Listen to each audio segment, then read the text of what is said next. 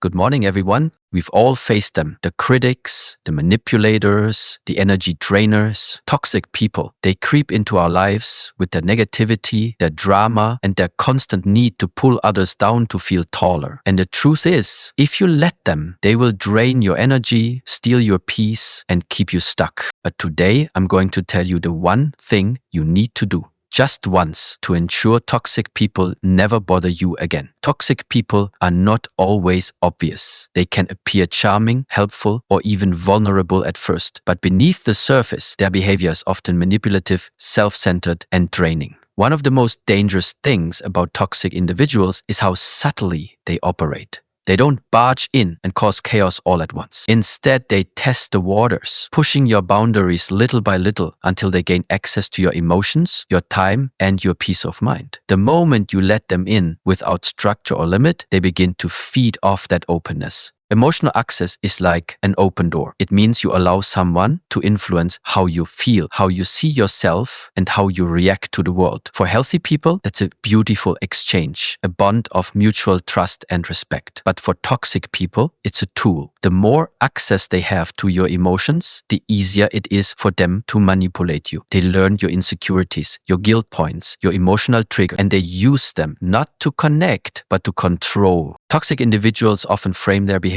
in ways that make you feel responsible for their feelings. You're the only one who understands me, they say. Or, I don't know what I'd do without you. At first, these may sound like compliments or signs of closeness, but they are really mechanisms of control. By making you feel needed or special, they gain emotional access, a direct line to your empathy. And once they have it, they exploit it. They use your compassion as a leash. Weak boundaries are what allow this process to continue. When you don't clearly define what is acceptable and what is not, toxic people see it as permission. They push further, take more, and apologize less. A boundary that is never enforced is just a suggestion, and toxic people do not respect suggestions. They respect consequences. If they know they can violate your boundaries without facing real change or loss of access, they will continue to do so. Many people hesitate to set strong boundaries out of fear of being harsh, of losing the relationship, of seeming selfish. But that fear is exactly what toxic people prey on. They count on your discomfort with confrontation. They use your desire to keep the peace as a weapon. The truth is, peacekeeping without boundaries only leads to resentment. And when you avoid uncomfortable conversations to keep someone else comfortable, you slowly sacrifice your own well-being. Another important factor is how toxic people respond to vulnerability. Vulnerability, when shared with the right people, strengthens relationships. But when exposed to toxic individuals, it becomes ammunition. They remember your doubts, your fears, your regrets, and later, when you start to question them or pull away, they throw those very things back in your face. This cycle of emotional access and exploitation is precisely why boundaries are essential from the start. The irony is that many toxic people will accuse you of being cold, selfish, or distant the moment you start enforcing boundaries. That's not a reflection of your wrongdoing, it's proof that the boundary is working. They feel their access slipping and they panic. This is where many people fall back into old patterns. They loosen the boundary to avoid guilt, but every time you do that, you reinforce the message that your boundaries are negotiable,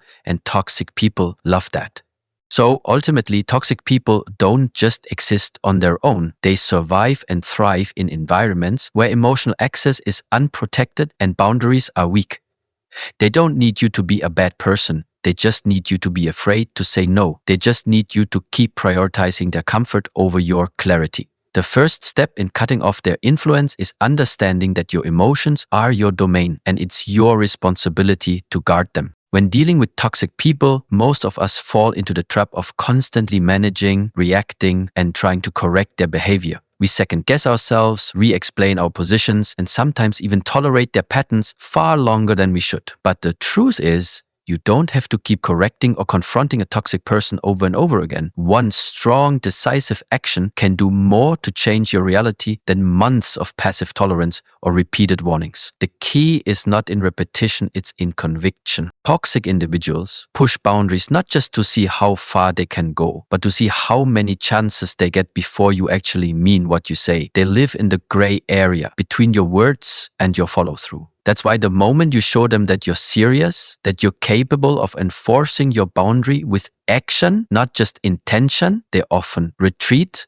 or disengage. Not because they respect you all of a sudden, but because the dynamic that benefited them has now shifted. It's no longer easy. Decisive action looks different for everyone. It could mean cutting off communication completely, blocking a number, refusing to engage in arguments, walking away mid-drama, or removing yourself from an environment where the toxicity thrives. Whatever the form, the power lies in making the decision firmly, not impulsively, not emotionally, but clearly and finally. When you act with finality, the energy changes. You are no longer negotiable. You become a closed door. They can't simply push back open. What makes this effective is not only the action itself, but the emotional shift that comes with it. When you decide to stop allowing someone to control your peace, you're not just changing your behavior, you're changing your identity. You're moving from someone who accommodates dysfunction to someone who rejects it entirely. This shift is what truly changes your relationship with toxic people. Not what you say, but who you become when you stop tolerating what drains you. One of the most misunderstood ideas about boundaries is the belief that you have to keep repeating them or reminding people how to treat you. With healthy people, this isn't necessary. They hear you once and they adjust. With toxic people, repetition doesn't help. It only confirms that they can keep testing you without consequence. When you draw a line and reinforce it with decisive action, it sends a clear message. The old access is gone and there's no debate about it. Some people fear that taking decisive action makes them look cold, ruthless, or unforgiving. But setting limits is not cruelty, it's clarity. It's saying, this is where I end and you cannot cross here. Toxic people are experts at manipulating perception. They will call you dramatic or overreactive in hopes that you'll doubt yourself and step back from your decision. But your responsibility is not to comfort their narrative. It's to protect your peace. What's most empowering is that this doesn't have to be a long battle. You don't have to spend years fighting or explaining yourself. You just need one clear moment where you choose yourself over the dysfunction. It could be a single conversation, a single choice, a single day where you decide no more. That one action,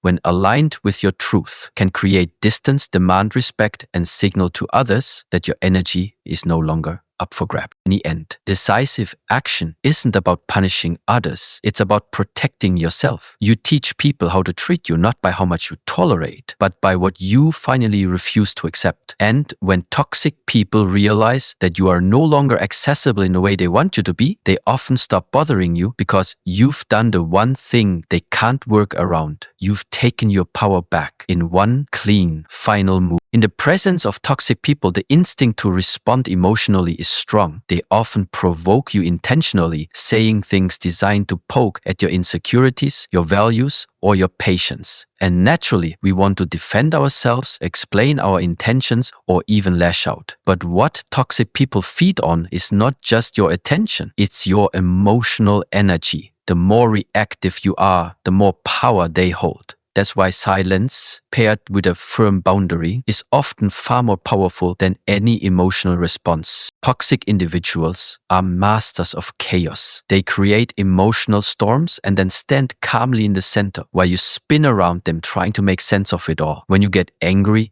cry, over-explain, or argue, you give them confirmation that they still have control over your internal state. To them, your emotional reaction is a form of validation. Proof that they can still provoke you, that they still matter. It becomes a game of control, and every outburst on your part is a point for them.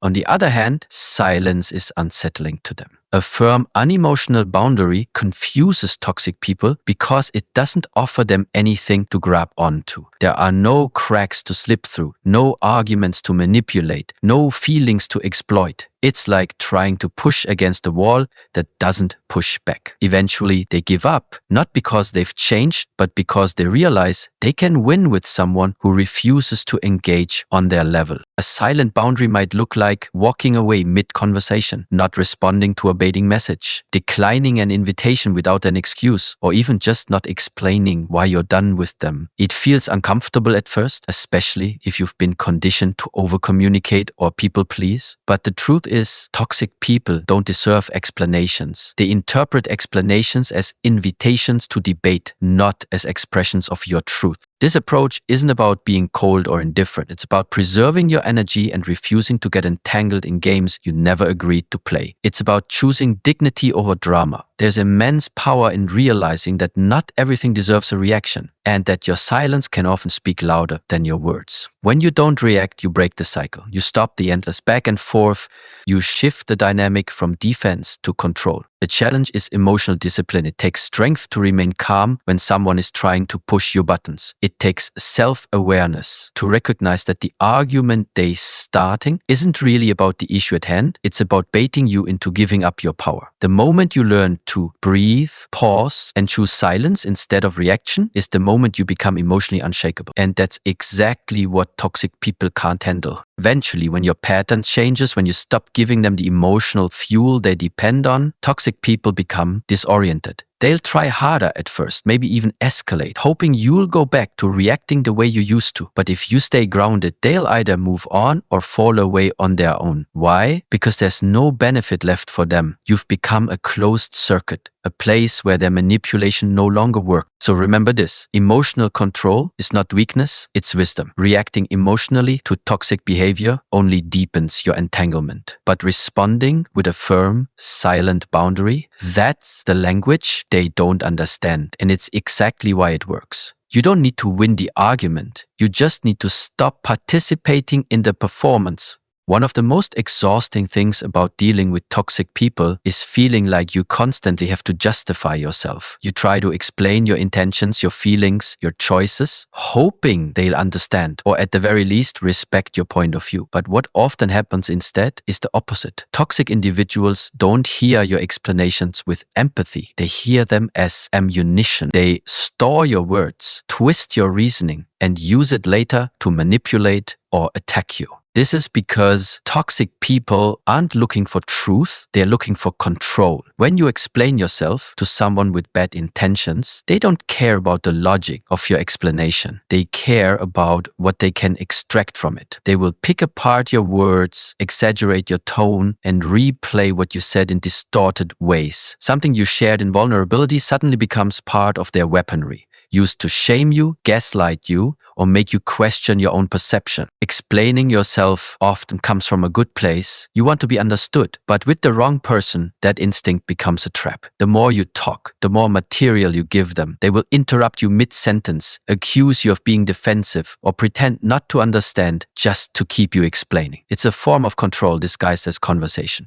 It keeps you stuck, frustrated, and emotionally exhausted, while they stand there acting innocent or superior. This dynamic is especially toxic because it trains you to second-guess yourself. Over time, you start to overanalyze every interaction, trying to preemptively clarify or defend everything you say just to avoid another twisted interpretation. That's how toxic people gain power. Not through facts, but through the emotional confusion they create. You start to believe that you're the problem, that you're too sensitive or dramatic, when, in reality, you're being manipulated.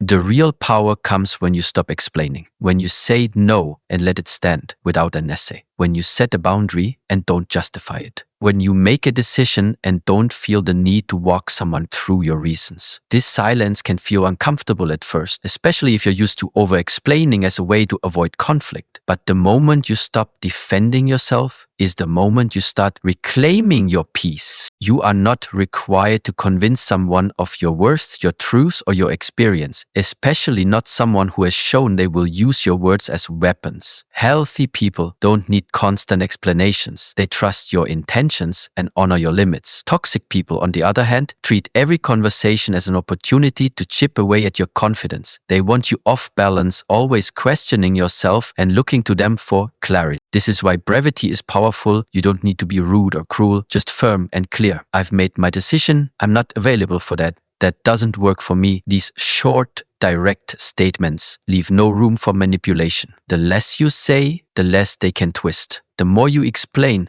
the more you give them to work with. Let your silence or your limit be the end of the conversation, not the beginning of another trap. In the end, refusing to explain yourself isn't about avoiding responsibility. It's about recognizing who deserves your energy. It's about understanding that some people ask questions not because they want answers, but because they want openings. The fewer openings you give, the stronger your boundaries become. And once a toxic person realizes they can no longer draw you into endless debates and justifications, their control starts to crumble. Many of us are raised with the belief that being kind means keeping others happy, even at our own expense. We're taught to avoid conflict, to smooth over tension, and to keep the peace, even if that means sacrificing our own peace in the process. But when it comes to dealing with toxic people, this mindset becomes incredibly harmful, because the more you prioritize someone else's comfort over your own well-being, the more space you give them to control, manipulate, and drain you. Toxic individuals are especially skilled at using your discomfort with confrontation to their advantage. They rely on your tendency to not make things awkward. They count on you staying quiet when they overstep, just to avoid the tension.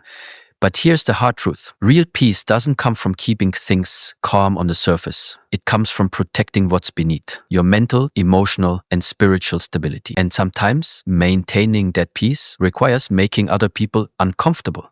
Choosing your peace may mean disappointing people who are used to you saying yes. It may mean removing yourself from a situation or relationship where you're expected to tolerate mistreatment quietly. It may involve speaking up when someone crosses a line and watching them get angry because you finally held them accountable. That's okay. Their discomfort is not your responsibility. Your job is not to keep everyone else happy at the cost of your own sanity. Many toxic people weaponize guilt when you start choosing yourself. They'll say you've changed. They'll accuse you of being selfish, cold, or ungrateful. But that's not a reflection of your character. It's a reflection of their dependence on your silence and compliance. If your presence in their life was only ever appreciated when you tolerated mistreatment, then your absence is not a loss. It's a boundary they can no longer exploit. And your peace is worth every awkward moment it takes to protect it. The longer you prioritize someone else's comfort over your own peace, the more your self-worth erodes. You begin to believe that you're only valuable when you're agreeable, accommodating, or quiet. That belief doesn't just affect your relationships, it affects how you see yourself. You begin to shrink in rooms where you should stand tall. You start walking on eggshells in spaces where you should feel safe, all because you've learned to fear making other people uncomfortable. But there's a difference between being kind and being complicit. You can be a good person and still say no. You can be respectful and still walk away. You can value others and still honor yourself. In fact, the most powerful form of self-respect is understanding that your peace is non-negotiable.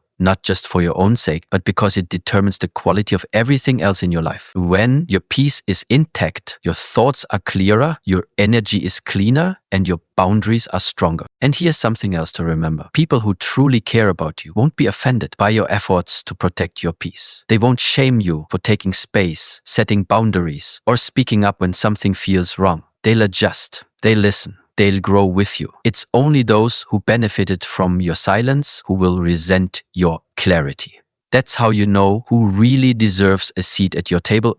Ultimately, you have to choose. Do you want temporary comfort for someone else or long-term stability for yourself? Because you can't have both. The moment you start putting your peace first and not just saying it, but living it, is the moment everything starts to shift. You lose some people, you lose some approval, but what you gain is far more valuable. Inner calm, self-trust, and a life free from the constant chaos of catering to everyone but yourself.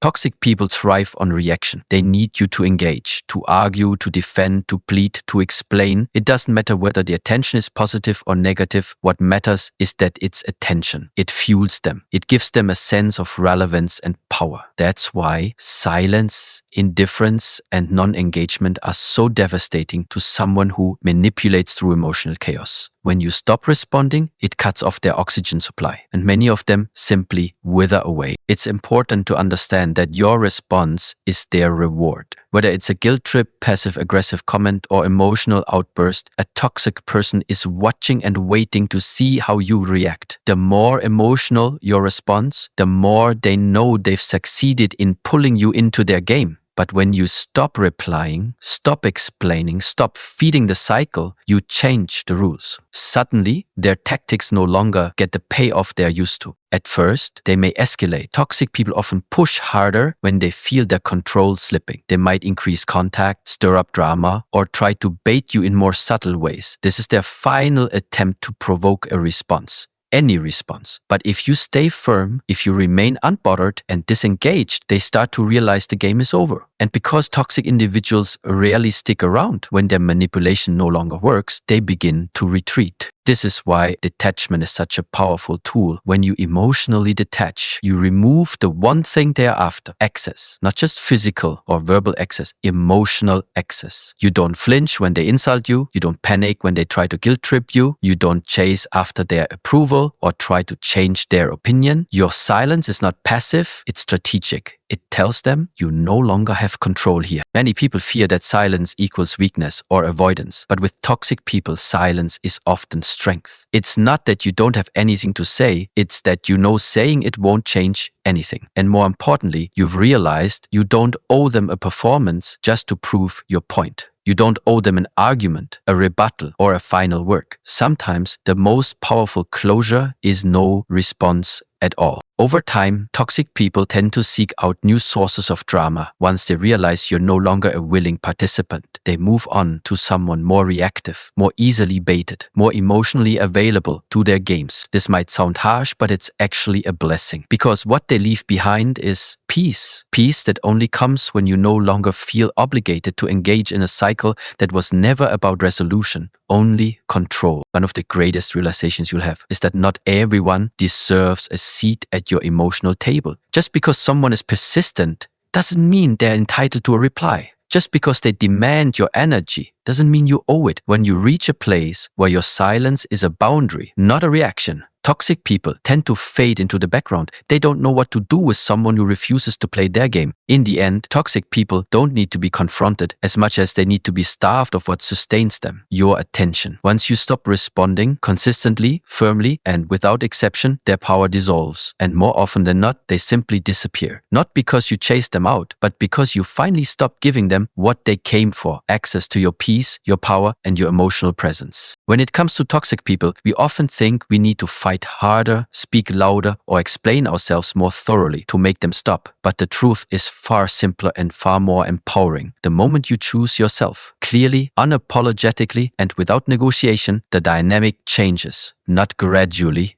instantly. You don't have to fix them, prove anything to them, or get closure from them. You only have to decide, once and for all, that your peace matters more than their approval, their drama, or their comfort. That decision, backed by firm boundaries, silent strength, and emotional discipline, speaks louder than any confrontation ever could. And once toxic people realize they can no longer reach you, control you, or manipulate you, they almost always do the same thing. They vanish. Not because you force them out, but because your energy is no longer available to be used. You become unplayable in a game they depend on others to keep playing. So don't wait for them to change. Don't waste another day explaining, hoping, or tolerating. Do the one thing that truly ends the cycle. Reclaim your power with one clear, committed decision. Because the peace that follows is not only liberating, it's permanent.